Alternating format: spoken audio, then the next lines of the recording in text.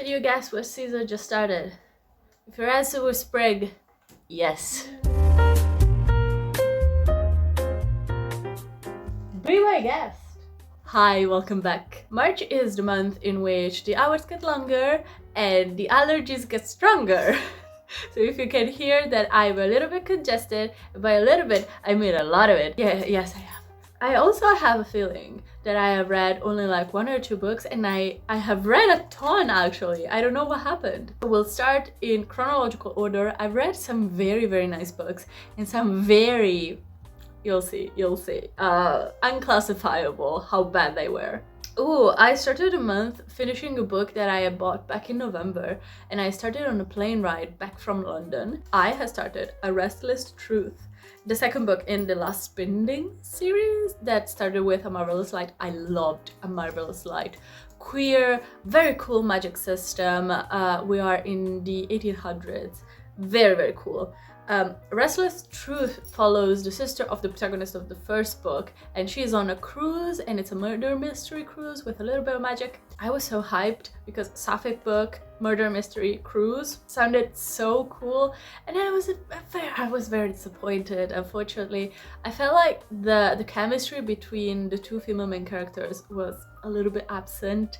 Per se, the characters were all very cool. The plot was almost non-existent. There were no threat. The person who dies at the beginning, and then the investigation is a little bit pointless because everybody knows who did it from the halfway point. Yeah, felt none of the tension, both the romantic tension and the plot-wise tension. So give it 3 stars. It was not bad, it was just a little bit boring. Then I finished a book that I should have finished way before.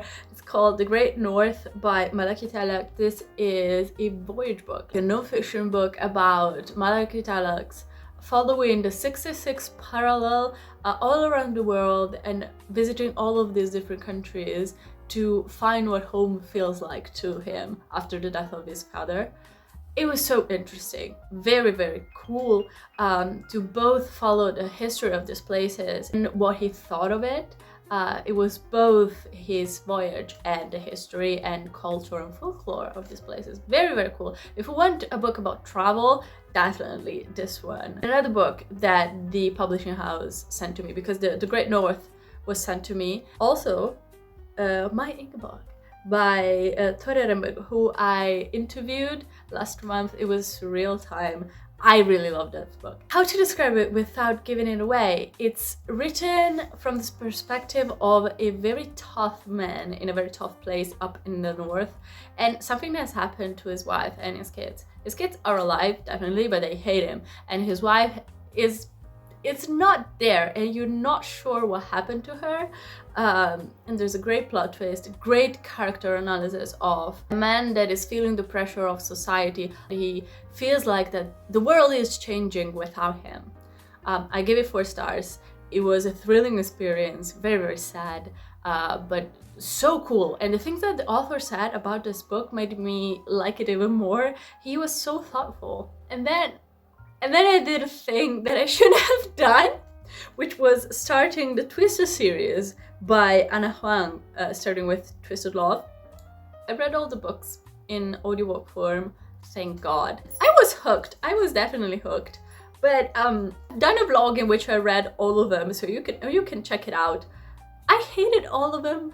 They were very bad. Twisted Love, gave it 1 star. The protagonist, psychotic.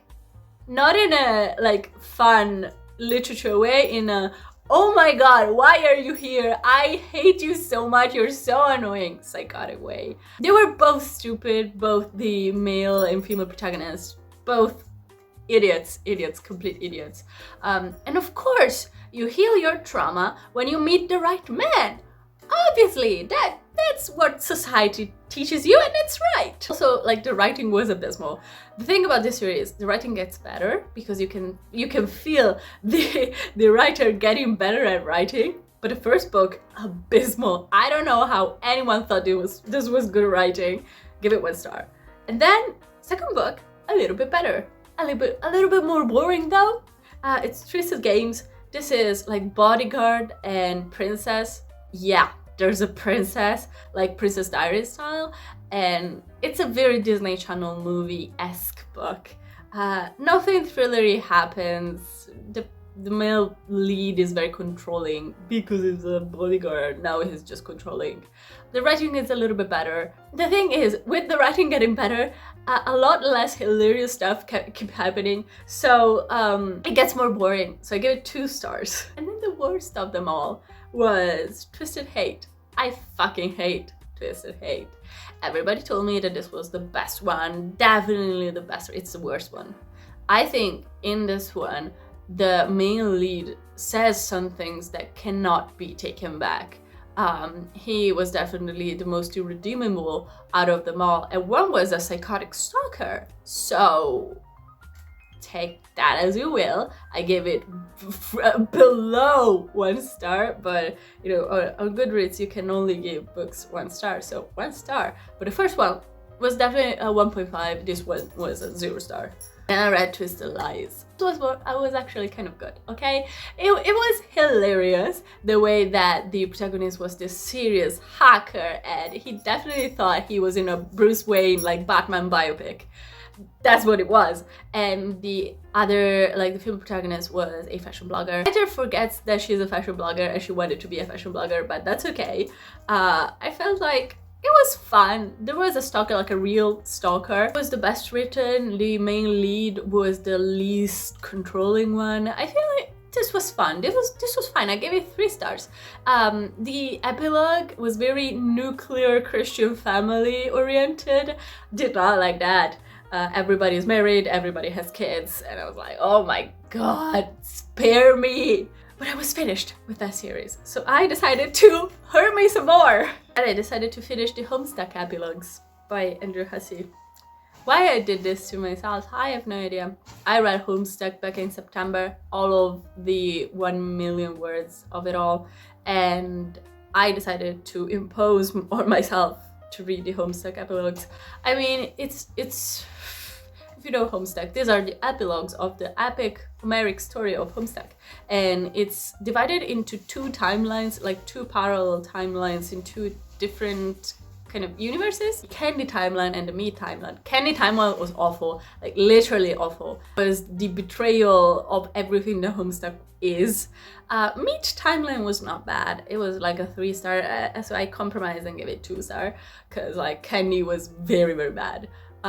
I know this does not make any sense for people who don't read Homestuck or have never read Homestuck, but it's like the epilogue of a something that was Homestuck. I cannot describe it. I just cannot. But then I decided to go back into my Gossip Girl era. I was fully in it, fully rewatching season 3, my favorite season. And so I read Daisy Hates and The Great Unveiling. I read this for the finishing all of the series that I'm in the middle of video. You can check it out up here. It was great. It was great. I am starting to really, really love this series. It started out as toxic relationship being depicted in a very human way, but still these people were fucking idiots. But now that everybody's going to therapy and everybody is growing, outside of Daisy Hates, she's still a child in my opinion. I really love this series. I love how the protagonists, both the Magnolia Parks ones and the Daisy Hates one, are growing and growing and growing. If you recall, I gave the first Daisy Hates book 2 stars because I really did not like Daisy and did not like Christian at all. Okay. And now I really like, well, I like Christian. I really like Julian. Julian is my favorite character of the series, and my heart hurts for him so much. You get to see some of the stuff that happens in the Magnolia Park books from his perspective, and it gives it all another meaning. It's so good, so good. I give it 4 stars, like 4.25 stars. Then I saw a random person on my Goodreads reading this manhwa series. It's called Head in the Cloud, I think, by Kim Pass. Random, and I decided to binge it all up until I think chapter 90. Oh my god, it's drawn like a high school love story, but in reality is a complicated relationship between 2 people who are struggling mentally so much. One is a student who is gay, heavily bullied in the past, and he is suffering from mental health issues. And the other one is a psychological psychopath who is also like being mentally tortured at home by his own family. And it's the relationship between these two characters. I'm so fascinated by it. It's not a very healthy relationship right now. It feels like it's growing up to be a healthy relationship. I love that. I love that. I'm so intrigued by it. I gave both the volumes that contain the chapters up until 90 4 stars, because I feel like there are boring parts in the story, but still very fascinated by it. The last 2 books, very different. The first one was Exhalation by Tai Chiang. It's a collection of short sci-fi stories that I had to read for the sci-fi book club that I was invited to by one of my friends. I did not like this short story collection.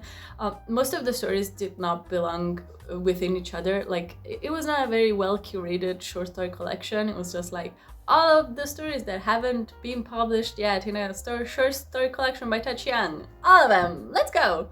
Also, I feel like some of his most famous short stories that I had heard about, like the life cycle of the objects, cannot remember for the life of me. I really did not like. And also there were various things about quantum physics that are not correct.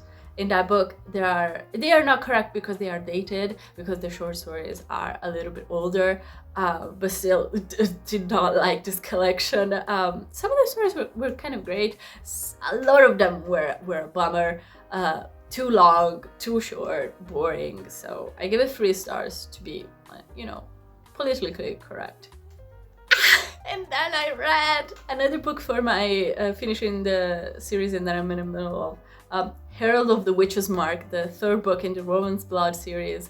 They started with Prince of the Sorrows. This is an independently published series. It's so good. If you want Cruel Prince but make it gay, this series, it is so good, so good. Cannot tell you a lot of in-depth things about this one, but first book was heavy on the romance with a wonderfully built atmosphere. The writer really knows how to write. Second book was a lot more plot focused. This 3rd book balances the romance and the plot so well. I give it 4.5 stars. It was very, very good. So this was March. I am right now in the middle of a 700 pages book that you will see next time, because it's destroying me piece by piece. It's The Ship of Magic by Robin Hobb. Yeah, now that I mention it, I read a ton of books in March. I don't know why March felt like a blip in the system.